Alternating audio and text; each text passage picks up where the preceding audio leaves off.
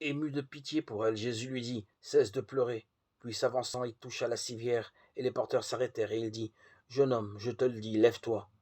Et le mort se dressa sur son séant, et commença à parler. Luc 7, 11, 15. Cette histoire est certes touchante, mais est-elle vraie? Beaucoup de gens ont du mal à admettre que des événements tels que celui-ci soient effectivement arrivés. Les miracles font néanmoins partie intégrante des Écritures. On ne peut donc croire en la Bible sans croire à ces miracles. D'ailleurs, l'ensemble des vérités bibliques sont suspendues à un miracle d'une importance capitale, la résurrection de Jésus-Christ. Pourquoi certains n'y croient pas? Croyez-vous au miracle? Ou bien estimez-vous qu'en notre ère scientifique, il soit illogique d'ajouter foi à des faits extraordinaires qui témoigneraient d'une intervention surnaturelle? Vous ne seriez pas le premier à ne pas croire au miracle. Il y a 2 siècles, le philosophe écossais David Hume n'y croyait pas non plus. Peut-être avez-vous les mêmes raisons que lui de vous montrer incrédule. Pour Hume, la notion de miracle se heurtait à 3 obstacles de taille.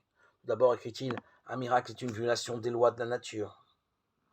Depuis des temps immémoriaux, l'homme s'appuie sur les lois de la nature. Il a notamment appris que tout objet tombe à terre, et si on le lâche, que le soleil se lève chaque matin, qu'il se couche chaque soir.